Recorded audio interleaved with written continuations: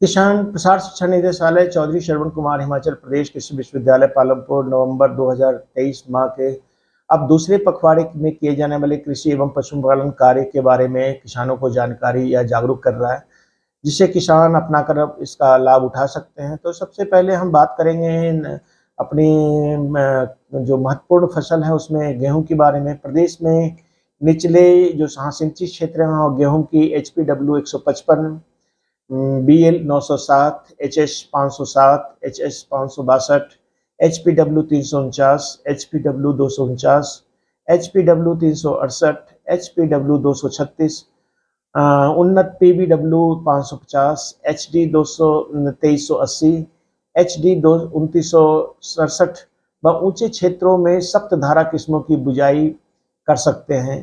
1 hectare खेत की बिजाई के लिए 100 किलोग्राम के करीब बीज का प्रयोग करें। गेहूं के अतिरिक्त जौ की BHS 400, HBL 276 व चारे के लिए राई घास की बिजाई भी की जा सकती है। गेहूं, जौ, अलसी, जई व राई घास की अगेती बिजाई में सिंचाई करें। अगेती बिजाई कर सिंचाई करें। अगेती फसल में नत्रजन की शेष मात्रा खेत में डालें। गेहूं में 3.5 किलोग्राम यूरिया प्रति कनाल व जौ में 1.25 किलोग्राम यूरिया का प्रयोग करें। जहां गेहूं की अगेती बिजाई की गई है वहां खरपतवार निकल आए होंगे, वहां पर 2 से 3 पत्तियां अगर खरपतवारों की आ गई है तो खरपतवारों को नष्ट करने के लिए वेस्टा 16 ग्राम 30 लीटर पानी में मिलाकर प्रति कनाल की दर से इसका छिड़काव अच्छी तरह करें। छिड़काव पंप से करें और छिड़काव के लिए फ्लैट फैन नोजल का इस्तेमाल करें। छिड़काव से 2 से 3 दिन पहले हल्की सिंचाई कर दें।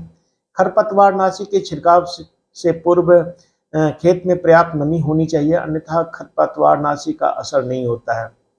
अब हम बात करते हैं सब्जी उत्पादन के बारे में। प्रदेश के निचले एवं मध्यवर्ती पहाड़ी क्षेत्रों में सब्जी की जो कई सारी प्रजातियां जैसे Patna red, Nashik red, Palam Lohit, Pusa red, Agrifound dark red, Agrifound light red इत्यादि की नर्सरी दी जा सकती है। नर्सरी के लिए 3 मीटर लंबा, 1 मीटर चौड़ी, 15 सेंटीमीटर ऊंची क्यारी अवश्य बनाएं। इस क्यारी में 20 से 25 किलोग्राम गोबर की सड़ी गली खाद डालें और 3 स्क्वायर मीटर के क्षेत्रफल में 200 ग्राम इफ्को और 20 से 25 ग्राम एंडोफिल M45 अवश्य मिलाएं। साथ में 10 से 15 ग्राम थेमेट या फॉलीडॉल की धूल जो है उसमें मिलाएं, ताकि कीड़े से प्रारंभ में जो नुकसान होता है नर्सरी को उसको बचाया जा सके।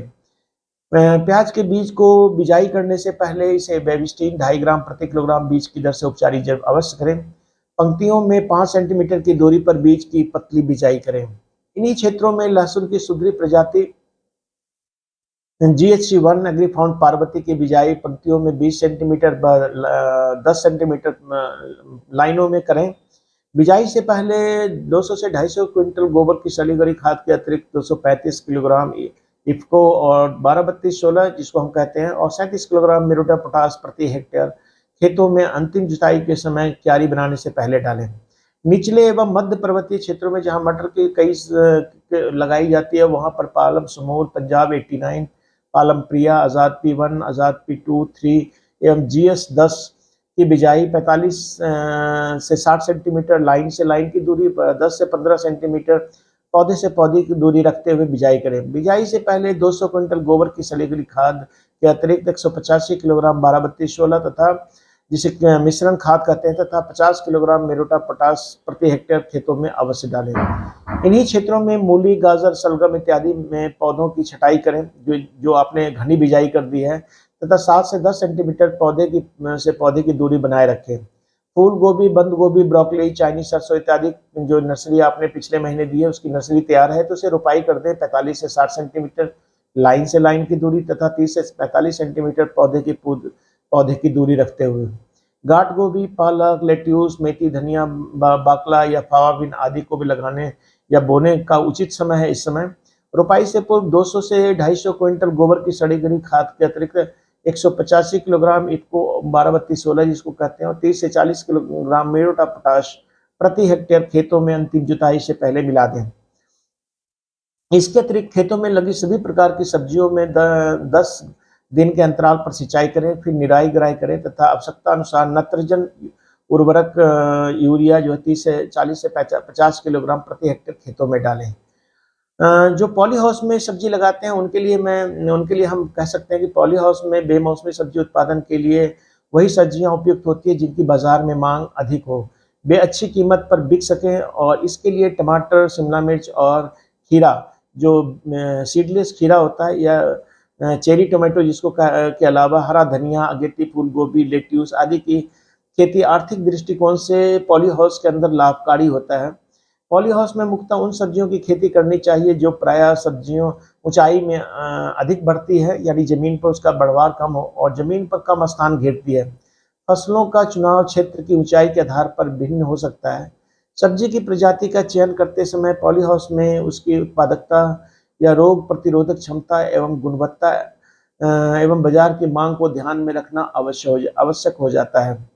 अब हम फसल संरक्षण की बात करेंगे। गेहूं एवं जौ में बीज जनित रोग जो उत्पन्न होने की संभावना रहती है, उनके नियंत्रण के लिए बिजाई से पहले बीज को बीटावेक्स या बेविस्टीन से 5 ग्राम प्रति किलोग्राम बीज से उपचारित करें। यह बीज उपचार जनित बीमारी, जो बीज जनित बीमारी है उसको नियंत्रण करने में काफ़ी प्रभावी होता है। तो बीज उपचार में कर ही बिजाई करें। जिन क्षेत्रों में गेहूं की फसल में दीमक का प्रकोप होने की संभावना है, वहां पर 2 लीटर क्लोरोपाइरीफास को 25 किलो से 30 किलोग्राम रेत में मिलाकर और इसका छिड़काव कर दें, उसके बाद सिंचाई कर दें। सरसों की फसल में तेला या एफिड के नियंत्रण के लिए सरसों वर्गीय फसलों पर रोगर 30 जो है उसका एक रोगर, जो बड़ी पुरानी इंसेक्टिसाइड है, 1 मिलीलीटर प्रति लीटर पानी में मिलाकर इसका छिड़काव करें। इसके अलावा मेलाथियन का भी छिड़काव किया जा सकता है। गोभी प्रजाति की सब्जियों को कटुआ कीट से बचाने के लिए नर्सरी पौध की रोपाई से पहले खेत में 2 लीटर क्लोरोपाइरीफास को उसी तरह से 25 किलोग्राम से 30 किलोग्राम रेत में मिलाकर इसकी जो है छिड़काव करते हैं। प्याज की नर्सरी पौध में कमर तोड़ रोग के लक्षण दिखाई देते हैं। बेबिस्टीन 10 ग्राम और डायथेनम 45 ग्राम को 10 लीटर पानी में मिलाकर रोगग्रस्त क्यारियों है उसको सिंचाई करें अच्छी तरह से। मटर की फसल के विभिन्न रोगों से नियंत्रण के लिए बिजाई से पहले मटर के बीज को बेबिस्टीन 2.5 ग्राम प्रति किलोग्राम बीज की दर से उपचारित अच्छी तरह से शोधित करने के बाद ही लगाएं। अब पशुधन की बात करते हैं। नवंबर के दूसरे सप्ताह में, इस माह भी नवंबर की तरह ही इस माह पशुपालक ठंड के मौसम में पशुओं के श्वसन तंत्र की जो बीमारी हो जाती है या चमड़ी का रोग हो जाता है, उसके प्रबंधन के लिए जो अपना है सुनिश्चित करें, उसकी देखभाल करें, पशुओं को ठंड से बचाने के लिए उचित उपाय करें और उसको रात्रि में शेड में और दिन में उसको खुले धूप में बांधें। जानवरों में बीमारी के किसी भी लक्षण जैसे भूख न लगना, कम लगना या तेज बुखार होने पर तुरंत पशु चिकित्सक की सलाह लें। पशु चिकित्सक की सलाह से पशुओं को पेट व जिगर के कीड़े मारने वाले जो दवाई होती है वो डॉक्टरों की सलाह पर जरूर देते रहें। पशुओं की विकास दर ठीक रखने के लिए प्रोटीन जो संतुलित आहार है वो अवश्य देना चाहिए। प्रत्येक पशु को कम से कम खनिज लवण 50 ग्राम प्रतिदिन की आवश्यकता होती है।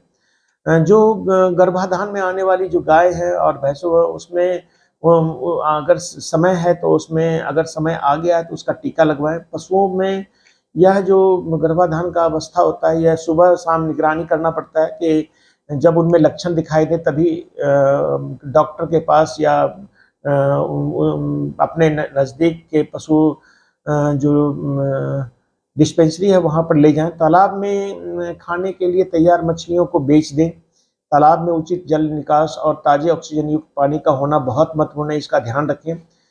मुर्गी घरों के चारों ओर सर्दी में बोरियों के पर्दे टांग दें। रानीखेत बीमारी से बचाव के लिए मुर्गियों का टीकाकरण अवश्य करवा लें। तो ये कुछ टिप्स पशुपालन के, पशुधन जो पालते हैं किसान, उनको दिया गया है। किसान भाइयों, मैं आपको कहना चाहूँगा कि किसानों के लिए और पशुपालकों, जिसमें चाहे वो सब्जी उत्पादक हो या फसल उत्पादक किसान हो, उनको उनकी भौगोलिक परिस्थितियों और पर्यावरण परिस्थितियों के अनुसार जो कुछ जानकारी ऐसी है जो इसमें हम कवर नहीं कर पाते हैं, वो अपने नज़दीक के कृषि विज्ञान केंद्र से संपर्क बनाए रखें और या कृषि विश्वविद्यालय का जो एटिक सूचना के कृषि तकनीकी सूचना केंद्र है, वहाँ से भी फ़ोन के द्वारा 018942303995 पे कॉल करके या 1551 जो टोल फ्री नंबर है जिसको हम बोलते हैं जो किसान कॉल सेंटर, उस पर संपर्क कर सकते हैं। धन्यवाद।